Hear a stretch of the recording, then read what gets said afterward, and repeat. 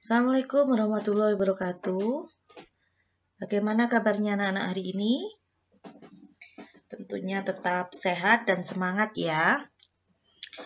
Sekarang pagi ini kita melanjutkan pada subtema 2 pembelajaran yang keempat. Kemarin kita sudah belajar tentang kerjasama. Kerjasama baik dari perbedaan agama, suku bangsa, adat istiadat. Sekarang kita akan belajar tentang kerjasama dalam keberagaman tersebut. Kita akan menggali tentang contoh-contoh kerjasama dalam lingkungan masyarakat, di lingkungan keluarga, dan lingkungan sekolahmu. Pertama, kita akan membaca 3 buah paragraf tentang perbedaan bukanlah penghalang. Paragraf pertama, tidak seperti biasa, hari Minggu ini sekolah terlihat ramai. Hari itu semua siswa diminta datang ke sekolah untuk menghias kelas masing-masing. Hari Senin akan diadakan lomba menyambut hari kemerdekaan. Bapak Kepala Sekolah berpesan, tiap kelas harus terlihat unik dengan kreasi anak-anak. Udin dan teman-teman sekelasnya juga datang ke sekolah. Pembagian tugas membuat hiasan telah dilakukan Udin dan teman-temannya di hari Jumat yang lalu. Menghias kelas merupakan tanggung jawab bersama. Itu adalah paragraf pertama. Sepertinya kondisi ini belum pandemi ya, belum corona, jadi anak-anak boleh masuk. Tapi untuk hari ini, tahun pelajaran ini, anak-anak tetap belajar di rumah dengan sistem daring dan gusasi, guru sambang siswa. Jadi guru akan mengunjungi kelompok anak-anak. Untuk paragraf pertama ini, kita akan mencari gagasan pokoknya. Kembali ke gagasan pokok dan gagasan pendukung. Gagasan pokoknya ada di satu kalimat. Tidak seperti biasa, hari Minggu ini sekolah terlihat ramai. Itu intinya. Kenapa kok terlihat ramai? Alasannya itu termasuk gagasan pendukung. Gagasan pendukungnya itu termasuk alasan hari itu semua siswa diminta datang ke sekolah untuk menghias kelas. Sampai pada akhir paragraf. Itu gagasan pendukung. Diingat lagi ya, gagasan utama atau gagasan pokok hanya ada satu kalimat. Kalau ada tugas lain kali, jangan ditulis sampai 3 kalimat, karena kalimat berikutnya merupakan gagasan pendukung. Itu penjelasan ulang tentang gagasan pokok dan gagasan pendukung. Jangan sampai salah lagi ya, diteliti sebelum menjawab tugas.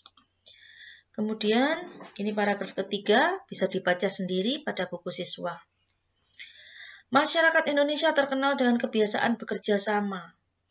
Baik bekerja sama di lingkungan keluarga, sekolah, maupun di lingkungan masyarakat. Bu, apa ya contoh kerjasama itu? Di lingkungan keluarga bagaimana ya Bu kerjasamanya? Di lingkungan sekolah bagaimana? Kemudian di masyarakat itu bagaimana? Yuk, kita lihat contohnya bersama-sama. Bagaimana sih contoh kerjasama di lingkungan keluarga, sekolah maupun di lingkungan masyarakat? Buka bukunya, ya. Terlihat gambar pertama. Ada anak menyiram bunga, ibunya sedang menyapu, ayahnya sedang memotong rumput, dan kakak perempuannya sedang menyiram bunga dengan menaiki meja. Hati-hati ya kalau kamu menyiram bunga dengan kondisi seperti ini. Awas jatuh. Ini merupakan kerjasama di mana? Keluarga, saling gotong royong. Ini di luar ruangan, kalau di dalam ruangan seperti ini.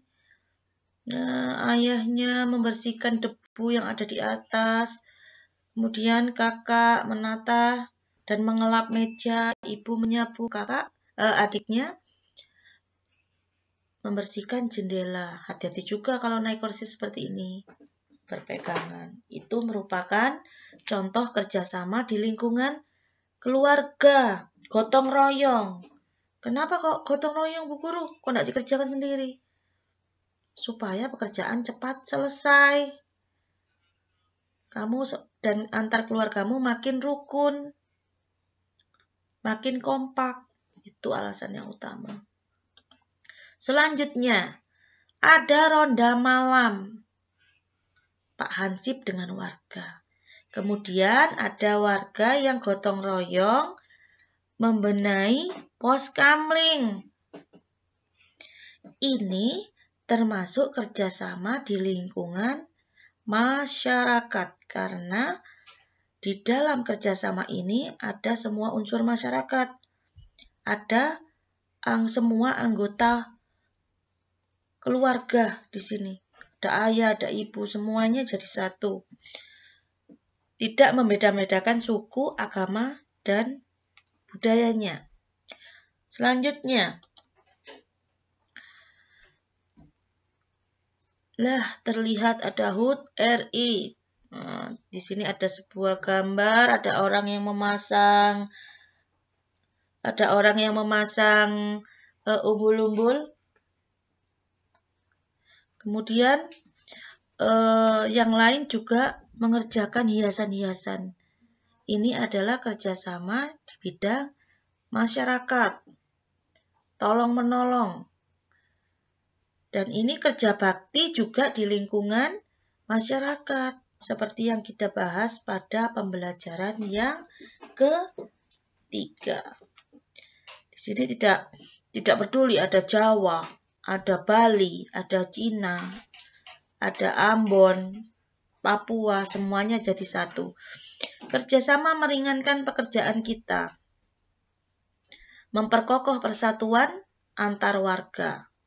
Itu adalah tujuan utama dari kerjasama. Dan ini ada siswa seragaman, pakai merah putih, yang 5 membersihkan di luar kelas, dan yang 6 membersihkan di dalam kelas. Ini merupakan kerjasama di mana? Di sekolah. Kenapa Bu kok enggak sendirian aja? Kalau sendirian, pekerjaanmu tidak akan cepat selesai. Belum nyapu di luar, belum nyapu di dalam. Kamu antar teman tidak akan rukun. Dengan kerjasama ini pekerjaan akan cepat selesai, cepat rampung, dan kamu bisa beradaptasi dengan teman, memperkokoh persatuan dan kesatuan, tidak mudah bertengkar.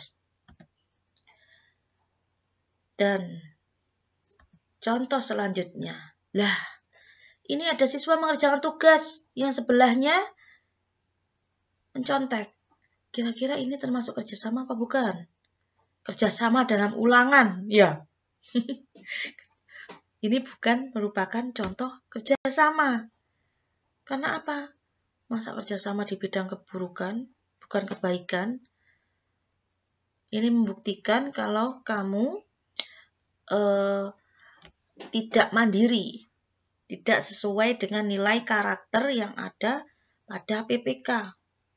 Seharusnya kamu kan mandiri, bukan malah mencontoh orang lain. Yang kedua, membersihkan sampah bersama-sama. Kira-kira kerjasama apa bukan ini? Ya, betul. Ini merupakan kerjasama. Yang ketiga, siswa membersihkan kelas dengan Pak Guru. Kerjasama apa bukan? Ya, ini juga kerjasama, bergotong royong, biar pekerjaan cepat selesai. Yang keempat, ada beberapa teman, kemudian dikeroyok teman yang lainnya juga membantu, akhirnya dikeroyok, akhirnya pengeroyokan dan perkelahian. Merupakan kerjasama apa bukan ini? Bukan ya, meskipun membantu teman, tapi kalau kondisi jelek seperti ini bukan kerjasama, akhirnya kamu jadi luka-luka, kamu tidak rukun, kamu juga persatuan dan kesatuannya juga terpecah belah. Yang kelima, Menolong tetangga membangun rumah merupakan kerjasama. Sepertinya kelas 4 sudah benar-benar pintar memilah-milah antara kerjasama yang baik dan yang bukan kerjasama meskipun terlihat seperti menolong. Sampailah kita kepada tugas. Ya.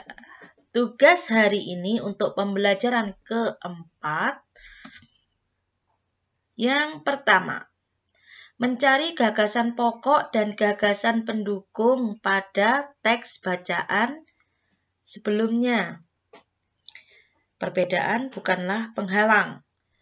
Ingat, gagasan pokok hanya satu kalimat saja dan kalimat berikutnya merupakan alasan atau gagasan pendukung. Tugas kedua. Diskusikan dengan satu kelompokmu. Carilah informasi tentang kerjasama di lingkunganmu pada halaman 113. Kerjasama di lingkungan baik keluarga, baik di lingkungan masyarakat, ataupun lingkungan sekolah. Bu Guru rasa 2 tugas saja sudah cukup. Sekarang silakan mengerjakan tugasnya. Jangan lupa tetap jaga kesehatan, hindari keramaian, dan pakai masker. Tetap semangat, selamat mengerjakan, dan selamat belajar.